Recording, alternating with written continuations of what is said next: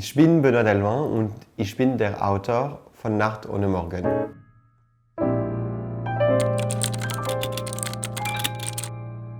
Okay, so obviously I'm French and I moved to New York end of 2019.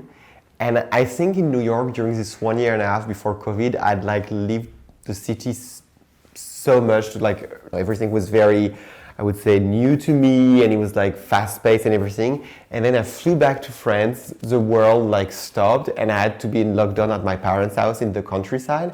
And I think this kind of big discrepancy between the hectic life I have in New York, where I could see literally buildings and thousands of people from my window, and being at my parents' house where there was not a noise and I could only see trees in the garden, make me reflect on what I had experienced in New York. And that's how I decided to write the book.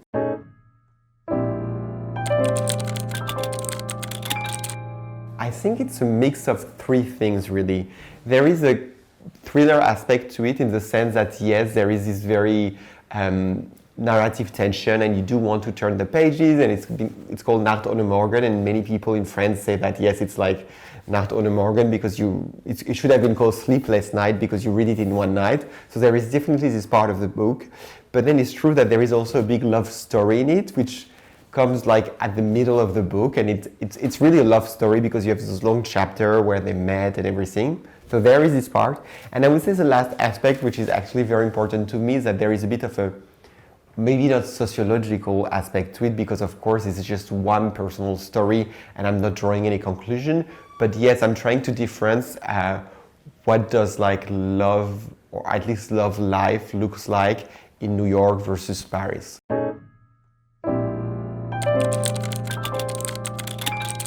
So I think for many friends of my generation, when we were reading gay romance, we were always a bit unsatisfied because there was really two families of gay romance. There was either the very dark gay romance where everybody's depressed and they're not happy to be gay, and it's a big part of it is really about coming out, and that's what the book is about. Then the other gay romance are this kind of very hetero romance where very handsome, fabulous body, very clever guys meet other people like that, probably on the Mediterranean in the middle of summer, but it's hard to relate to them because it looks like they don't have anything tangible, they don't need to work, they don't have to cope out with coming out at all, which is what the first category is about. So I just wanted to do something that was in the middle, where I would say normal people would meet someone else. And yes, we're not in this generation anymore of the 90s or even 2000 where it was so hard to come out,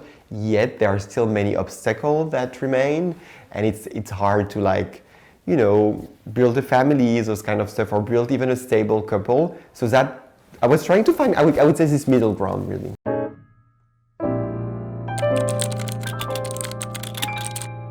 Even if the two main characters, the two protagonists, are two gay men, for me, it's really not the topic of the book, and it's really a book that can speak to everybody. It's more the idea about what is the love scene now in New York versus Paris, and what do people of our generation struggle with finding true love in this society that is all about, I would say, what we call in the US hedonistic goals. And so how does love find its way when society is all about consuming everything, and of course love should not be consumed. So that's what I guess the book is really about.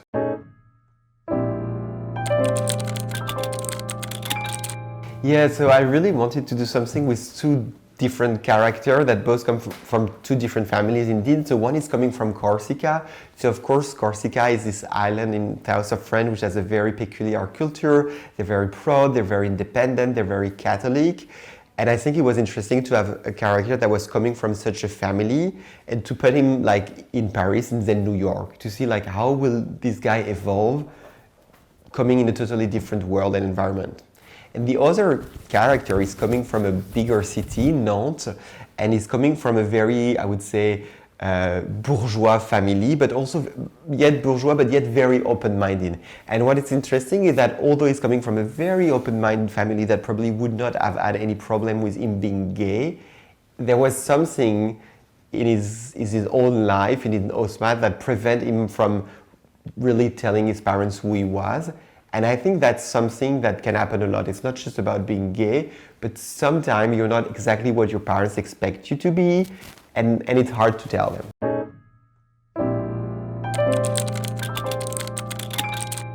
I guess a good thing is that when I write, I tend to talk less. So for my friends, it's a good thing because I'm a very chatty person.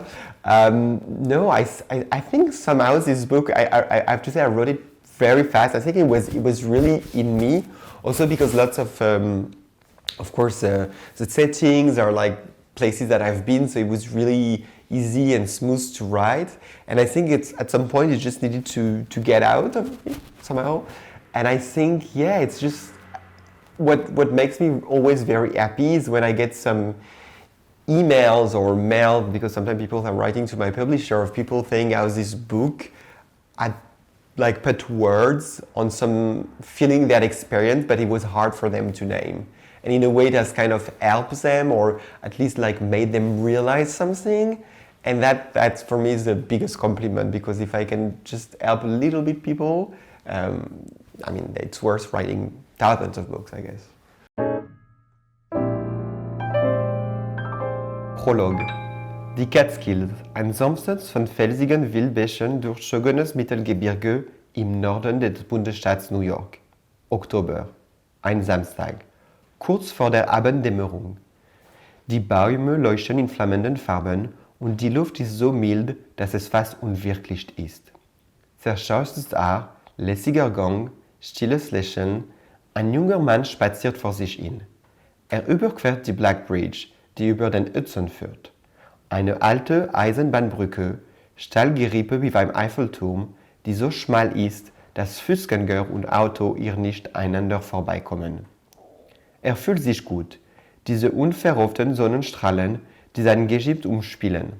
Alles ist ruhig, alles ist friedlich. Nur das Rauschen des Wassers über den Felsen, dieses weiches Abendlicht und in der Luft der Geruch der Natur, die sich vor der Wintereinbruch noch einen Anflug Sommer gönnt. Plötzlich taucht ein Schwarmstarre über den Wipfel auf. Ein leichtes Beben, fern herrscht, dann Hunderte, Tausende Vögel, die durch die Luft brausen. Eine lebende Wolke, die sich formt, auflöst und vom Neuen formt. Der junge Mann verlangsamt einen Gang, um diese geheimnisvolle himmlische Ballett zu beobachten. Die Amerikaner nennen das Murmuration. Die Natur murmelt, raut und flüstert den Menschen ins Ohr. Als ein schwarzer Mercedes auf der anderen Seite erscheint und auf die Brücke fährt, bleibt der junge Mann stehen. Er versucht, sich bemerkbar zu machen, stellt sich mitten auf die Brücke, fuchtelt mit den Händen. Vergeblich. Das Auto fährt weiter, kommt ihm gefährlich näher. Die Reifen rattern über die Holzplanken, nur noch wenige Meter. Er presst sich ans Geländer. Es kommt, rast, streift ihn und fährt weiter. Er brüllt dem Fahrer hinterher, als die Gefahr vorbei ist, geht dann weiter. Wieder Stille. Die Starre sind verschwunden, die Natur überlässt ihn sich selbst. Mehrmals, wie um sich zu vergewissern, dass er nicht geträumt hat, dreht er sich um. Was für ein Irrer! Da fährt einer E-Klasse und nimmt sich sonst was heraus. Plötzlich bleibt er wie angewurzelt stehen. Sein Blick erstarrt. Kurz nach der Brücke wendet das Auto, fährt erneut auf ihn zu. Es hat ihn nicht aus Versehen gestreift. Er überlegt nicht, rennt sofort los, vollspringt, die Brücke, er muss von der Brücke runter, muss der Halluin kommen. Etwa 50 Meter hat er noch vor sich. Er rennt so schnell er kann, die goldene Stunde schimmert, das Auto kommt immer näher. 30 Meter, unerbittlich. Er ringt nach Atem, der Motor heult auf. 20 Meter, er schreit, Blinkintersteht schreit, stop it, help! Seine Schritte knallen über die Planken. Nur noch wenige Meter. Wieder dreht er sich um. Er kennt ein Gesicht. Nein, hör auf, bitte tu's nicht, hör auf! Er bleibt an einer Planke hängen, verliert das Gleichgewicht, fällt. Der Kopf schlägt auf, Blut auf dem Holz.